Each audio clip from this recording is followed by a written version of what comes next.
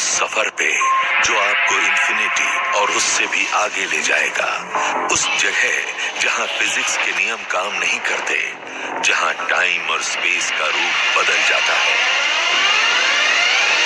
जहां हम फ्यूचर में देख सकते हैं और पास्ट में पहुंच सकते हैं। यूनिवर्स की वो जगह जिसके बारे में हम बहुत कम जानते हैं। चलिए आपको एक बहुत ही विशाल ब्लैक होल के अंदर ले चलते हैं।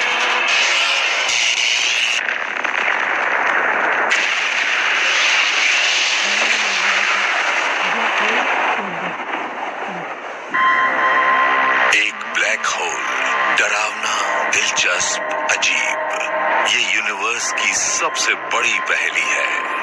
आपको ब्लैक होल अच्छा ना लगे, ये हो ही नहीं सकता। वही हर चीज का एंड पॉइंट है। वो स्पेस और टाइम को तोड़ मरोड़ सकता है। कहते हैं कि अगर आप उसमें गिर जाएं तो यूनिवर्स में कहीं और निकलते हैं। वो एक साइंस फिक्शन राइटर का सपना है। अब हमें मालूम है कि ये चीजें सच में हैं। हमें हजारों ब्लैक होल अक्सर दिखाई देते रहते हैं। ब्लैक होल्स राक्षस हैं, हमारे बीच मौजूद असली राक्षस जो कभी भी अपनी हरकतों से बाज नहीं आएंगे। हमें क्या दिखेगा अगर हम इस राक्षस की आंखों में देखेंगे? मैं सच में चाहता हूं कि ब्लैक होल के सफर पर जाऊं। खिड़की के बाहर आपके सामने ये डरावनी ब्लैक डिस्क होगी जहां लाइट भी ग्रेविटी की वजह से मुड़ जाएगी, और ये सब देखकर आप हैरान भी होंगे और खुश भी होंगे कि अब तक जो सिर्फ कैलकुलेशंस थी वो सब अब आपके सामने है। हमें क्या मिलेगा अगर हम ब्लैक होल के अंदर जा पाए? हम मिल्की वे के सेंटर में मौजूद supermassive black hole Sag A star तक एक हाइपोथेटिकल प्रोब भेज रहे हैं। हमारी मंजिल इतनी दूर है कि लाइट की स्पीड से चलने के बाद भी ये सफर 26,000 सालों में पूरा होगा। इस सफर के दौरान हम हजारों लाखों दूसरे ब्लैक होल्स के पास से गुजरेंगे। वहाँ पर अलग अलग साइजेस के ब्लैक होल्स हैं। वहाँ हाइपोथेटिकल माइक्रोस्कोपिक ब्लैक होल्स हैं, मिडिल वेट ब्लैक होल्स हैं जो तब बनते हैं जब कोई स्टार कोलैप्स हो गया हो या कोई दूसरा स्टार आकर गिरा हो। फिर वहाँ सुपर मैसिव ब्लैक होल्स हैं जो गैलेक्सीज के सेंटर्स में छुपे रहते हैं। ज्यादातर ब्लैक होल्स की जिंदगी एक विशाल स्टार की मौत से शुरू होती है।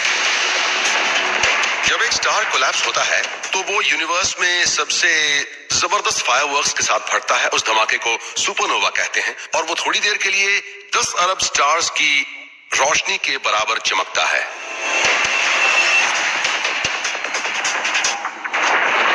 फिर ग्रेविटी स्टार के कोर को अपने कंट्रोल में ले लेती है। एक स्टार पहले ही अपनी ग्रेविटी की वजह से क्रश हो रहा होता है। जो चीज उसे रोकती है वो है उससे बाहर आती हुई लाइट। तो जब एक स्टार और लाइट पैदा नहीं कर पाता है, वो सिकुड़ जाता है। वो छोटा और छोटा होता रहता है और आखिर में उसे कोई फोर्स नहीं बचा पाती है और वो फिर क्रश हो जाता है। ग्रेविटी मैटर के हर कण को अंदर खींचती है। माउंट एवरेस्ट के साइज के ठोस लोहे के टुकड़ों को कुचलकर रेत के कण जितना बना देती है। हमें लगता है कि सॉलिड मैटर इतना सॉलिड होता है, इतना स्ट्रॉन्ग होता है कि और कंप्रेस नहीं हो सकता है, जैसे आयन। पर असल में आयन ज्यादातर स्पेस है। आयन के एटम के कोर में प्रोटॉन्स और न्यूट्रॉन्स के बीच जो स्पेस होता है बहुत ज्यादा होता है। तो कुछ स्टार्स के लिए किसी पॉइंट पर वो कंप्रेशन इतना ज्यादा होता है कि वो इन कोर न्यूट्रॉन्स और प्रोटॉन्स को पास ले आता है। उसके बाद जो होता है वो एक मिस्ट्री है। ग्रेविटी इन सब एटॉमिक पार्टिकल्स को इस तरह से स्क्वीज करती है कि वो सब साइंस की समझ से परे है। आप सोच नहीं सकते हैं कि कोलैप्स हो रहे स्टार के अंदर क्या हो रहा होता है। वहाँ ऐसे टेम्परेचर्स और प्रेशर्स होते हैं कि हमारे पास उनके लिए सही नंबर्स भी नहीं है। हमें मालूम है कि हमें नई फिजिक्स चाहिए होगी। कई चीजों का पता लगाना होगा ये जानने के लिए कि एक ब्लैक होल के अंदर क्या होता है। बड़ा स्टार तब तक सिकुड़ता रहता है जब तक अपने ओरिजिनल साइज का एक फ्रैक्शन भर रह जाता है। पर स्टार की ओरिजिनल ग्रेविटी उतनी ही रहती है, जिससे ऐसी स्ट्रॉन्ग ग्रेविटेशनल फील्ड पैदा होती है जिससे कोई बाहर नहीं जा सकता है। नतीजा होता है एक ब्लैक होल। ज्यादातर ब्लैक होल्स हमारे सूरज से लगभग 10 से 20 गुना बड़े होते हैं, पर गैलेक्सीज के सेंटर में ब्लैक होल्स करोड़ों गुना बड़े हो सकते हैं। ये मॉन्स्टर्स मैसिव से भी ज्यादा सुपर मैसिव होते हैं। एस्ट्रोनॉमी का कूलेस्ट वर्ड है सुपर मैसिव ब्लैक होल। जैसा कि नाम से जाहिर होता है, ये super massive black hole material को सुपर मैसिव अमाउंट में कंज्यूम करता है, और हम जानते हैं कि हमारी मिल्की वे गैलेक्सी के सेंटर में भी एक है। हमारा hypothetical probe super massive black hole Sag A star के पास पहुंच रहा है। सुपरमैसिव ब्लैक होल सब कुछ खा लेते हैं। उन्हें गैस खाना पसंद है, पर अगर कोई स्टार या प्लैनेट या स्पेसशिप आ जाए तो उसे भी खा लेते हैं। खाने में वो कोई नखरा बिल्कुल नहीं करते। वो एक दूसरे को भी खा लेते हैं। करोड़ों सालों के दौरान एक एरिया में कई स्टार्स मर सकते हैं, और उनसे बने ब्लैक होल्स आपस में मिलकर बड़े और बड़े ब्लैक होल्स बन जाते हैं। सैग ए स्टार दूसरों को, अपने जैसों को, सबको खाता है। पिछले लगभग 1200 करोड़ सालों में इसे जो कुछ मिला है, इसने उसे खा लिया है।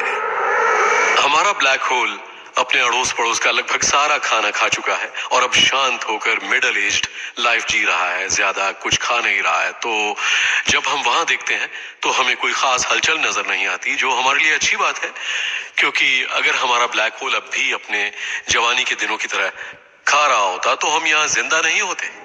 सन 2010 में नासा के फर्मी स्पेस टेलीस्कोप को हमारे भूखे ब्लैक होल की पहले बहुत ज्यादा खाने की आदत का एक सुराग मिला। उसके फ्लैट प्लेन पर 30,000 लाइट ईयर्स ऊपर और नीचे तक गैलेक्सी के सेंटर से उठते हुए ultra high energy gamma rays से भरे 2 विशाल बबल्स।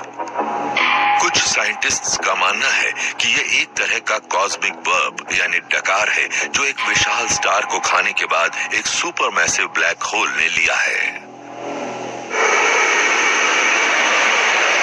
ये ब्लैक होल जो कुछ भी खाता है उसे अपने अंदर फिट इसलिए कर पाता है क्योंकि ये एक अल्टीमेट ट्रैश कंप्रेसर है, जो मैटर को कुचलकर हद से ज्यादा छोटा बना देता है। तो ब्लैक होल का वजन उन चीजों का कुल वजन होता है जो उसने यूनिवर्स की शुरुआत से अब तक खाई होती हैं। करोड़ों सालों तक जी भर के खाने के बाद सैग ए स्टार का वजन हमारे सन के मास से 46 लाख गुना ज्यादा हो चुका है। पर ये सारा मास सन से सिर्फ 20 गुना ज्यादा चौड़े इलाके में है, और वो स्टार्स, डस्ट और गैस की एक चमकती हुई चादर से ढका हुआ है।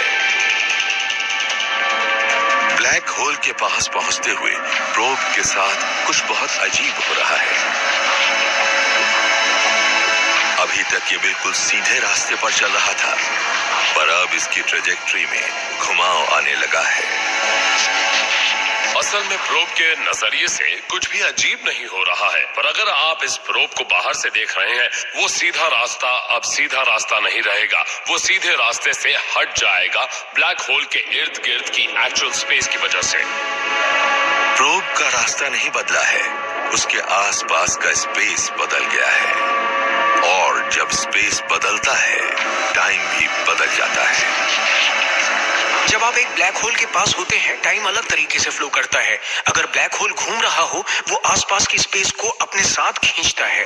ये बहुत ही अजीब है। ये वो पॉइंट है जहां पर हमारी कॉमन सेंस और इंट्यूशन के सारे कॉन्सेप्ट्स काम करना बंद कर देती हैं। सैग ए स्टार स्पेस और टाइम को डिस्टॉर्ट कर रहा है। तो जैसे जैसे प्रोब पास पहुंचा, टाइम इस कदर बदला कि सबसे बड़ी साइंस फिक्शन फैंटेसी हकीकत बन गई। ब्लैक होल पर प्रोब सच में फ्यूचर में वापस जा सकता है। जिस वक्त प्रोब हमारी गैलेक्सी के सेंटर में मौजूद सुपर मैसिव ब्लैक होल के पास आ रहा है, उसे यूनिवर्स की सबसे बुनियादी ताकतों में से एक का सामना करना पड़ता है।